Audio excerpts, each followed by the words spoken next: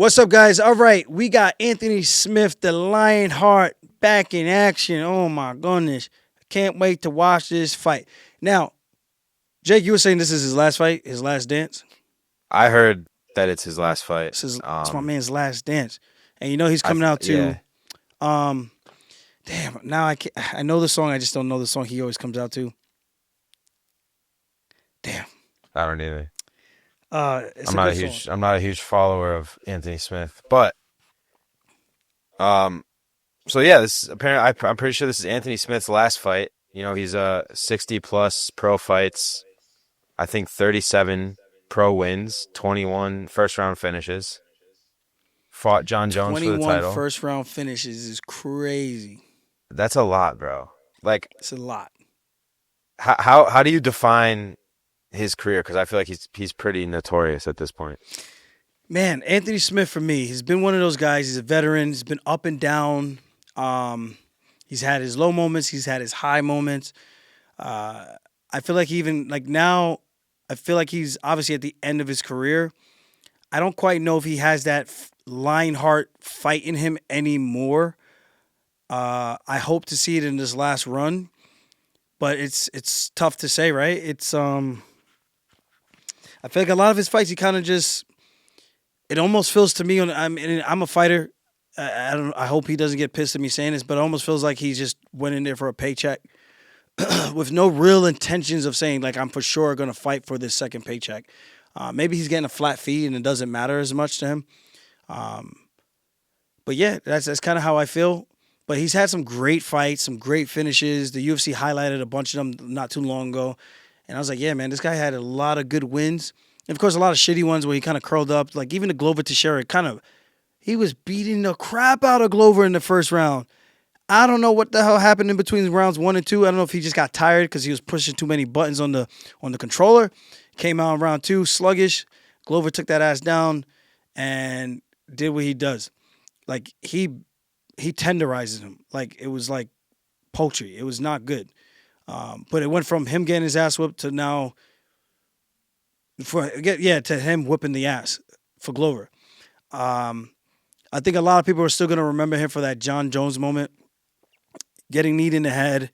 Nothing like my knee, by the way, by Piotr Jan. And people kind of give him his props and his flowers. And at the end of the day, like, take me out of it. If this never happened to me, and if it was only just him, I'm not saying if you can continue, continue. But if you feel like you were compromised and you were just playing up like I'm a bad MF, I'm gonna fight just to show my toughness.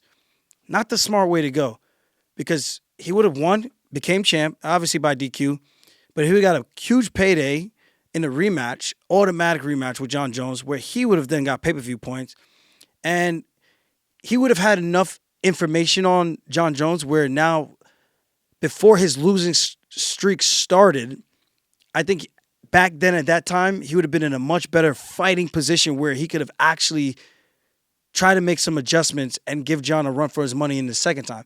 Because he did a bunch of podcasts afterwards. He was saying, I would love to fight him again. I understand like a lot of the stuff he's doing now, and I really do think I could beat him. And I'm like watching the first fight, and I'm like, I'm not quite sure what fight you were in or watch back on the tape that makes you feel that way. But that's the thing. You got to believe in yourself, right? So I think with that said, maybe that could have been a blessing in disguise for him that he just didn't take over. But again, if he was in a position where he felt, because again, that knee was not the same impact as it was with me and Piotr Jan. So if he could have continued, and even for me, I'm stupid enough that I was going to continue had the ref given me my full 5 minutes. And then I have to make a decision, can I actually continue or not? Which I didn't get that time. I got about 1 minute, still trying to clear the cobwebs, whatever. But for Anthony Smith, I think it's unfortunate that people are going to remember that and always say, oh, you were so tough. You were such a badass, man. What a warrior. Yeah, that's cool.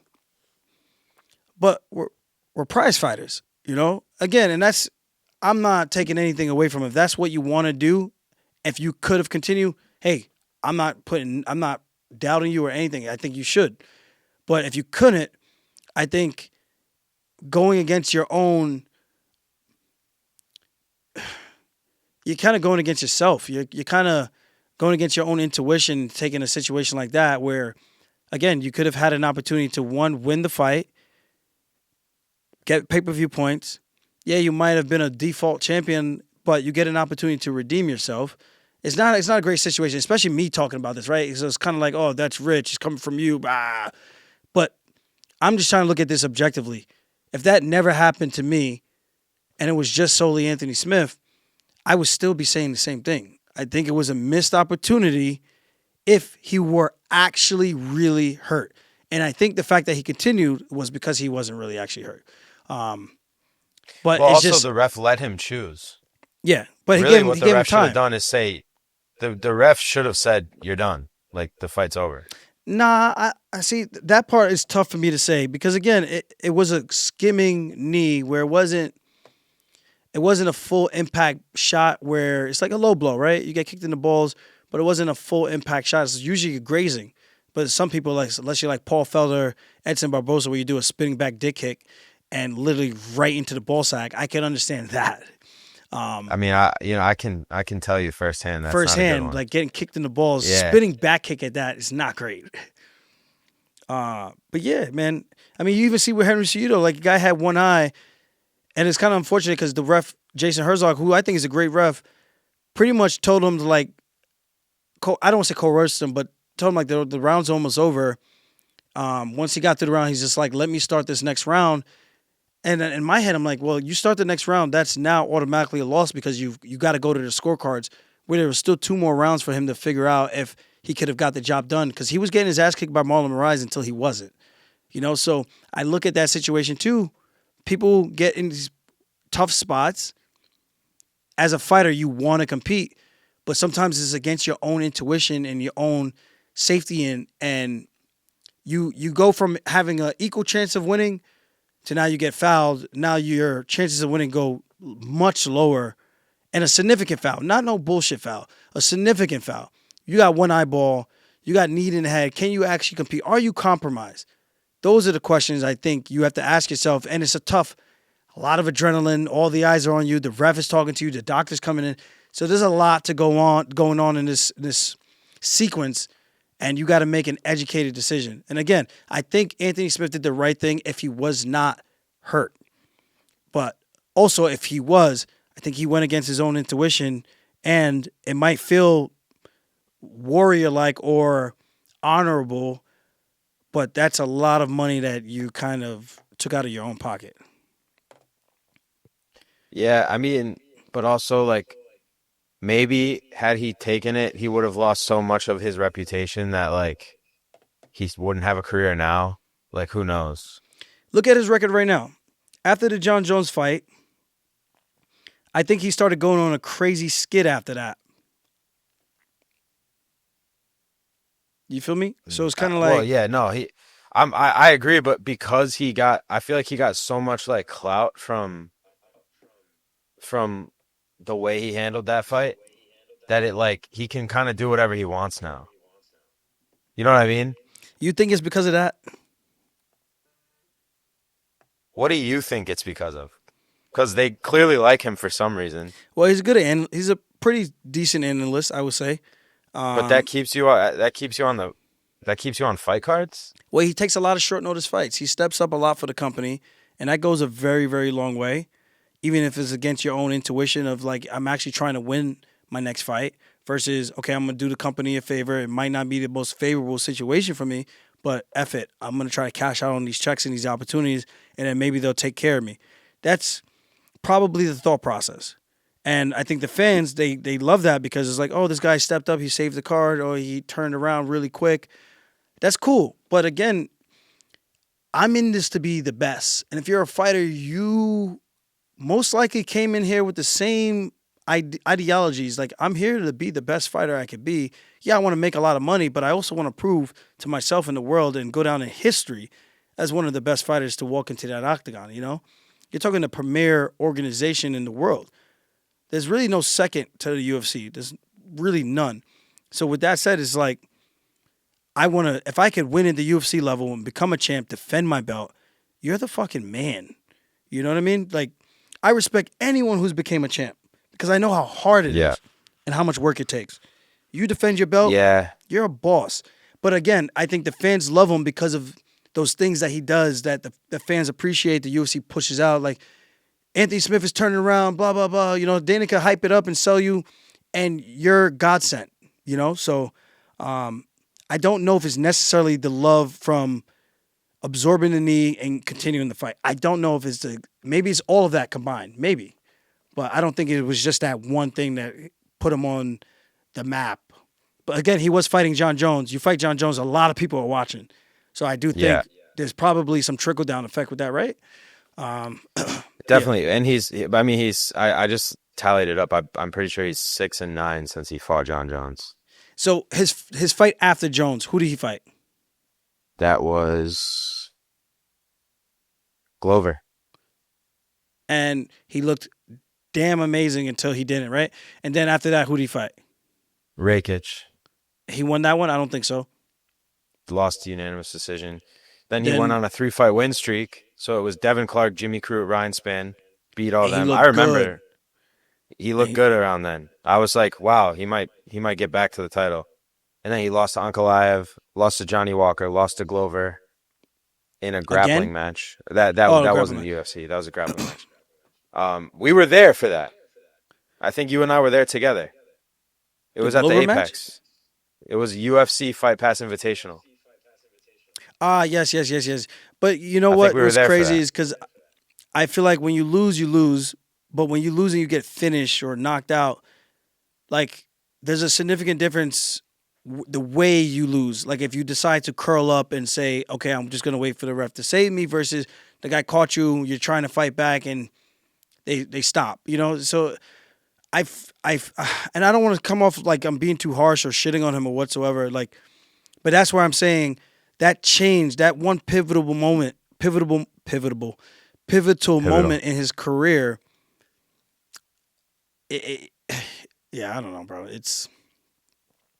He's still the man. You know, he's 21 first round finishes, over 30 something wins in his professional career. That's hard to do. The guy's been around forever, so I could get it. Eventually, you lose the dog in you to want to fight with every ounce of you to the very end.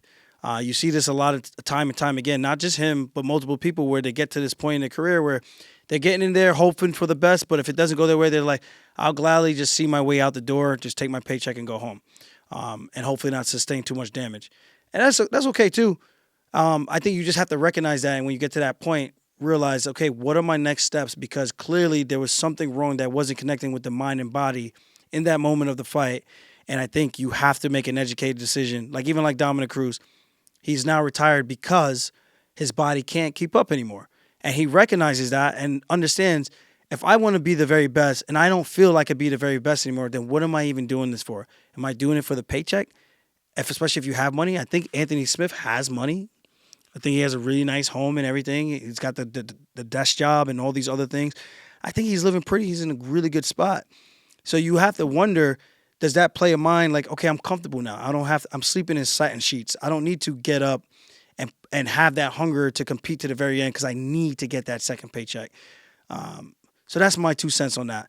And again, not just Anthony Smith. This happens to a lot of guys that get to this certain point in their career. And I always say that for myself. I have to make a conscious decision where if I lose 2, 3 in a row, where I'm like, damn, is it really because of the skill or is it because I don't have the will to compete anymore? And I know that's going to happen to me eventually. And I'm just hoping I can catch it before it's too late so that I don't be that guy who becomes another one of those champions who continues way too long past their prime and gets highlighted over and over again, chasing that high to hopefully get his hand raised one more time. So that's my 2 cents on that. And again, I'm not shitting on Anthony Smith. I understand where he's at in his career and his life. This is why this is his last fight. I think he understands where he's at as well. But again, with those past few performances, you could kind of tell he's been at that point, but just haven't come to terms with it. Whereas like, yeah, it's probably time for me to be done. Should we judge guys based on how they performed when they were at their peak, or should we judge guys based on that plus how they end their career? I think you got to judge them by their peak, man. Because Father Time is undefeated. Everyone gets to that point where they just don't look good anymore. And the younger guys just keep getting younger. You're just getting older.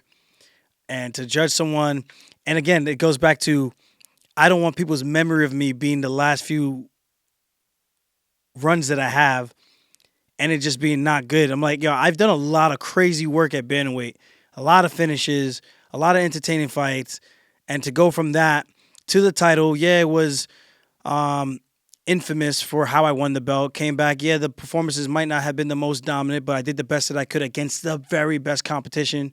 You can't finish everybody. You know, you could try, but then I go up a weight class. I win one, I lose one. Then if I go in a skid, then it's just like that's what people remember me by. You know, I don't want that for myself. Um, so again, to answer your question, I don't think people should judge him by the end of their career because like I'm not going to judge BJ Penn by him losing 7 fights in a row in the UFC because I know that's not the best BJ Penn. The best BJ Penn, I remember that one fight he came into the UFC, he changed something. He was fighting on his tippy toes, bro. I shit you not. He was fighting, I think Frankie Edgar on his tippy toes. It was the most awkward thing where I'm just scratching my head like I am perplexed. I don't know if he's like setting him up, trying to distract him, but there's no way you fighting on your tippy toes is a strategic move to have success. It's just no way. You're not convincing me of that. Um, but with that said, I remember BJ Penn, the prodigy, coming in, knocking guys out, flying knee, crushing them, crushing skulls, licking the blood off his gloves. That's the BJ Penn I remember. In his prime, the savage. So I may be a little bit different from the casual viewer, but the casual people will probably just remember, oh, BJ Penn, he sucks. Like, nah, dog, you don't know BJ Penn then. You haven't watched him long enough. You only watch the tail end of his career where he was trying to chase the high still and clearly just didn't have it in him anymore to compete with these younger generation guys. And that happens if you stick around too long. Mic Fair. drop. I mean, um, I had an idea. Well, it doesn't really fit anymore since we split the episode. Um, is Smith a Hall of Famer? I mean, what do you give him Hall of Fame for? I Respectfully. mean, 38 wins, 21 first round finishes sounds pretty Yeah, but it's not elite to 38 wins me. in the UFC. Let me see his UFC record. But with that said, him being in the UFC, he's had a great run, but I don't know if it's. I mean, is there a fight that you could give him a Hall of Fame fight for, like they have done with Izzy and Kelvin Gastelum? You could maybe do something like that, but I don't know if he has any of those fights. Um, but even with that said, I don't know if it's enough because I almost feel Hall of Fame should be reserved for champs who go on a run, do spectacular things. Maybe they go in different weight classes and they have a really good run there too, or they set a record for defenses and things like that. Like that makes it special because not anyone could get in. And I know this was a kind of a conversation we had about Jim Miller, but he's got over 20 wins in the UFC. He's fought over like 3 or 4 different decades of the UFC in terms of generational talent, and he's been able to win in every single one of them. Was on the cusp of a title shot. For whatever reason, I think he was like on an 8 or 9 fight win streak. The UFC still didn't give him a title shot. They gave him Nate Diaz, and that broke his streak. And then from there, he just never really was able to get back. He choked him out in the guillotine, and he was about to sever his own tongue. His tongue was out. His mouthpiece is clamping down in the choke, trying to grimace. I'm like, yo, that has to be the most painful freaking thing. It was like you go watch a clip of that, and it's just your mind's gonna be blown. Like that was vintage Nate Diaz. And I thought Jim Miller was gonna get him. I'm like, yo, Miller's jiu-jitsu is really good. He's in a groove. He's got the momentum. And Nate just came like, I don't give a shit what you've done. I'm gonna Stockton slap the shit out of you. 209 what? Middle finger in the middle of the fight. Like it was just these guys were just different. And I know this because I watch all these fights. But again, I think it should be special. I don't know if you give Jim Miller, you give Anthony Smith a Hall of Fame, but I do feel there should be some type of recognition, maybe like a 20-win club or something like that, or a tenure type of thing. Like if you've been with the company over 10 years, something that means something, but you're not technically a Hall of Famer for all your accolades of what you accomplished. And it feels kind of He wrong because they did accomplish something, but I think the ultimate accomplishment is becoming a champ. Yeah, I mean, he was 13-11, so in the UFC. I mean, yeah. So I mean, is that do you give him a UFC shot from that? I Nah, mean, a Hall of Fame no, shot with no. that? I don't know. And again, I'm trying to be fair, and I'm not. I mean, I don't even know. I mean, what do the fans think? I mean, do the fans think? Do you guys actually think Anthony Smith? And let me not say it like that. Do you guys think Anthony Smith should be in the Hall of Fame? Do you think Jim Miller should be in the Hall of Fame? Um, Worthy guys had great careers. I just don't know, in my personal opinion. I mean, 13-11. That's I don't know. It's not. And could have became a Yeah, champ. no. It might have been by DQ, but could have became a champ. Could have had a crazy payday to run home with that too, and that would have been another win in the column. So he could have been 14 and 11 or 10. That's funny. I mean, all right, yeah, no, I agree with you. I don't think he should be in the Hall of Fame. Jim Miller, I think maybe. Um, like a cowboy. Cowboy never won a title, He's fought for the title a couple times. Um, but if you're but gonna put like him in the he Hall of never Fame, got what do it. you put him in the Hall of Fame for? Like, what is the actual, like, what does? Oh shit, my phone call. Like, what does the Hall of Fame ballot or trophy or award? What does that read? Like, just Well, does his this? UFC record is 23 wins and Oh, 14 losses. Cowboy. okay, So like 23 wins. it's pretty damn hard to do. Very impressive. And I'm pretty sure he has like that head kick knockout record. Like something like that. Like that's an accomplishment. You know what I mean? I think like if you have like a bunch of accolades and like and longevity, a couple title fights, like I think you should be in the Hall of Fame conversation at least. Maybe not first ballot, but I feel like Like for me, it some just goes guy back like to a what or do you like title it? like what if a guy has 30 UFC wins but never won a title? But he made weight, showed up on fight night and got 30 win bonuses. Pretty impressive. Like that's almost like having a title. Like Gotta get my nicotine fix. I don't know. Well, no, I don't want to say it's like having a title, but um I don't know. There should be some like You look at Kenny something for that. Florian. You look at Uriah Faber. I think Kenny Florian fought for a world title 4 different times, came up short every single time. But every other contender, he beat their ass. And then every time he got back to the title shot, it just came up short. But do you get into the Hall of Fame because of that? Then you look But at in Uriah other Faber. sports there's first ballot Hall of Famers who never won a title. You're saying Charles that's what it should Barkley. be called? Charles Barkley. Yeah, so Hall of Fame doesn't mean like you won the title. It just in other sports it just means like you had a great career. Like you had a Hall of Fame level career.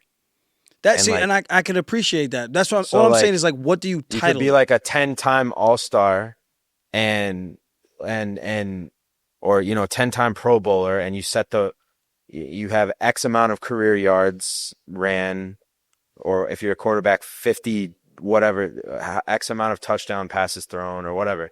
And it's like but you're the difference is in MMA it's not a team sport. So like in those other sports if one Yes. person can't carry you to the title. I mean, unless you're like Michael Jordan or LeBron. But in other sport, like in other, like Charles Barkley is a perfect example. Like he never won a championship, but he was just in the league at the same time as Michael Jordan. So it's like, but everything else he did amazing. He put up amazing numbers. So it's like, if you have 23 wins in the UFC across multiple eras, fought for titles, like It's put worth up great something. fights, like set some records, like Yeah. I think you should be in the consideration for Hall of Fame. I Yeah. think I just think I just guess I just wonder what do you call it? Like what do you give Hall him? of Fame. You just say Hall of Fame. He's a Hall of Famer. Yeah, like he had a Hall of Fame career. So Like it doesn't mean he won the title. would you say you put him in the Hall of Fame with a guy like Jose Aldo and a Anderson Silva or GSP? Well, I'm just asking. I'm just saying. Like, do you call it the same thing? Yeah, clearly, they're not on the yeah, same yeah. level. But Well, you're gonna there's say they're even both Hall bro, of Famers. there's once you, it's like to me, it's like there's a threshold of how great of a career you have to have had to get to the Hall of Fame. And like I think if you win a title, 99% of people who won a title should just automatically be there. Should Like be a shoe in. cause yeah, like you should pretty like maybe some guys who won the title, maybe it was kind of like a fluky way Yeah, and they like by never defended or DQ. Those anything. guys should not be in Yeah, the Hall like of Fame. but real talk, like if you Like if had you won by not DQ, there defended, is absolutely no way you should be in the Hall of Fame, bro. Like anybody who is a DQ champ, you should actually like they should never even come close to sniffing the Hall of Fame because that's just trash. Like what are we doing? We're gonna just devalue Hall of Famers. Like okay, but for real though, like I was being for real had with you. had you never, let's say you either won by DQ and never defended, or you just never won the title, but you fought for the title and did everything else that like everything else is the same except you never officially won the title. I don't think I would be happy to be in the Hall of Fame unless I had like the most bantamweight wins, which I think me and Marab have a tie for that right now. I mean, I think like I don't know. To me, like I want to look that up. or even like yeah, bro. I mean, let's say a guy like Marab, right? Another example. If Marab never won the title, but he had the most takedowns ever landed, and the win streak he had, and the record he has, and the guys he's beat, like that guy shouldn't be. That guy didn't have a Hall of Fame career because he didn't win a title. Jim Miller, 46 total UFC fights. That is nuts. And how many wins? I don't. It doesn't quite show it. I just typed something in and it came up. Um, I'm looking it up right now. Um, Stats record. it's 27 wins in the UFC, 18 losses. Bro, Bro, that's that's impressive, bro. How many fucking losses? insane. 18. Yeah, that's impressive, bro. That's very impressive. Let me One see. no contest. Let me see. Total fights, the most bantamweight fights total is 22 with Pedro Munoz. I have 18. Marlon Vera has 21. Marab's not on the list. What the heck? The lowest on the list is Yuri Alcantara with 15.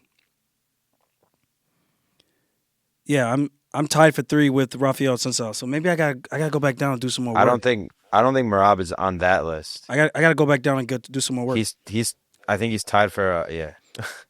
I think he's tied for like longest win streak, or he has the longest win streak. So most bantamweight wins, I have the record at 14.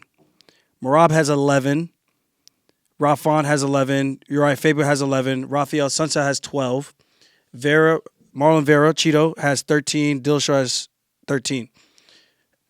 And yours truly is on the top of the list. Yay! Yeah, so bro, if you never won a title but you have the most bantamweight wins of all time, Vera like I has the feel most like you should finishes. be And then Marab has the second interesting. most finishes at bantamweight. Damn, that's crazy. I'm joking, bro. I was like, what? I'm joking, bro. Who the fuck has he finished except Mariah's? I thought you were going to catch that. Like, what? TJ has the second most with 8. Vera, 10. Well, because like I don't remember like before Aldo, like it's not very like I don't have his record memorized, so I was like, huh? He must have been finishing hella people before Aldo. Yeah. Uriah Faber Um, has the record for submissions. Him and Ronnie Yaya 6. I'm third at 4. Marab has the most decision wins on the list, and then I'm third. that's hilarious. Oh, so the longest record at bantamweight is Marab at 11. I have 9. Yeah. Longest win streak. It's cool. Yeah, I agree, man. There should be some type of area for them. I just don't know what you call it.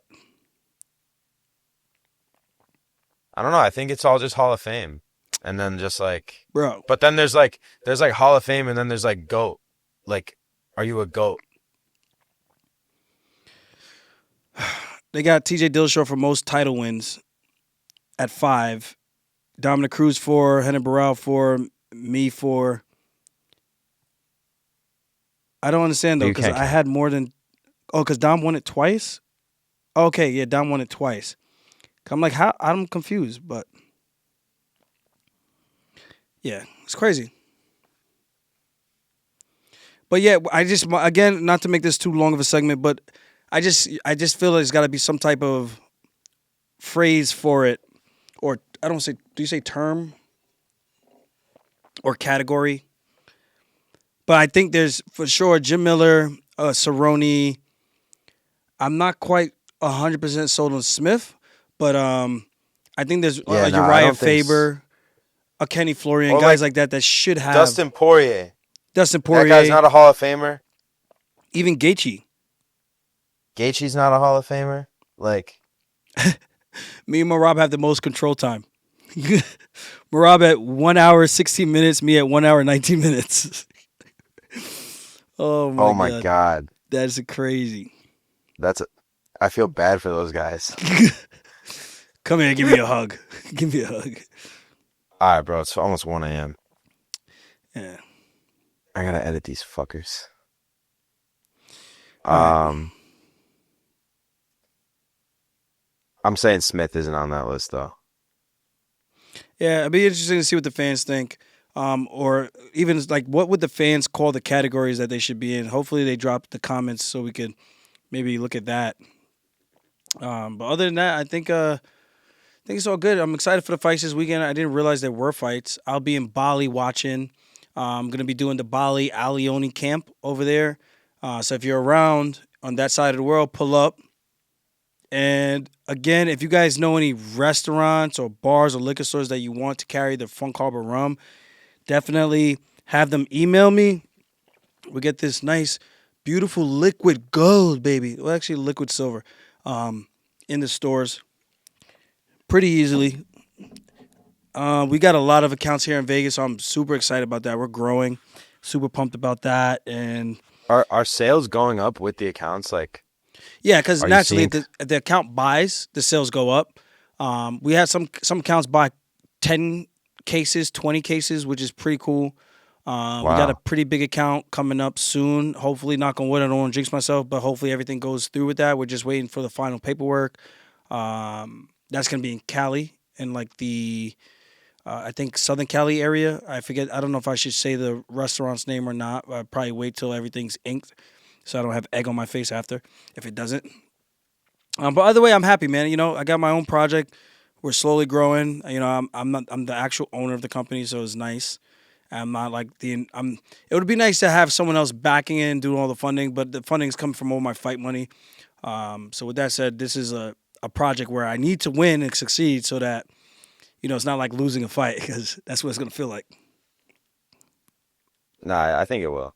I think you're doing, and then like especially like after fighting, when you can really just dedicate all of your energy to it, I think like then it'll really Yeah. go crazy, you know? Another fun stat before we go: strikes landed, significant strikes landed. Pedro Munoz 1358, Rob Font 1258, Peter Yan 1236, Vera 1187, and I'm six at 1115, right behind TJ at 1122.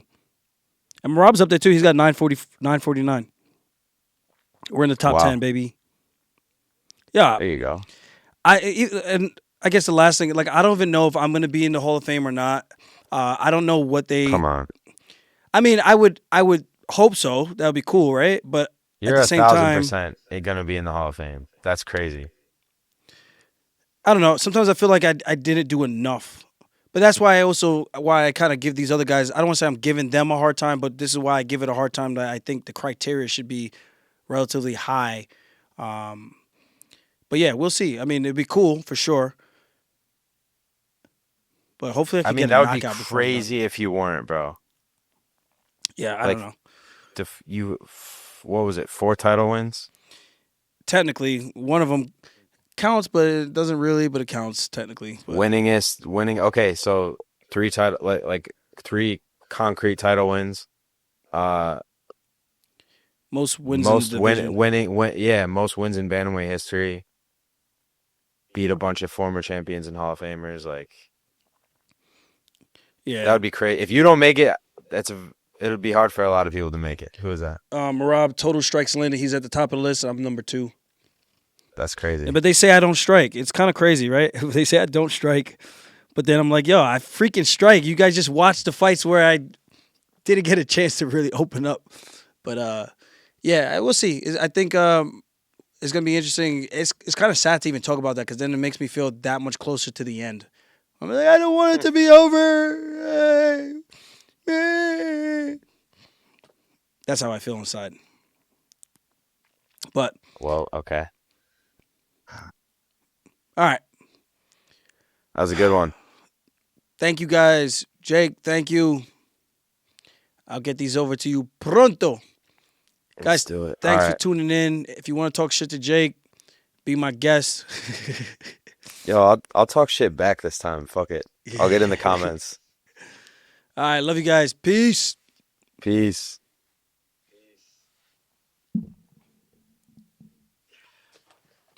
All right, give it a little thumbnail action.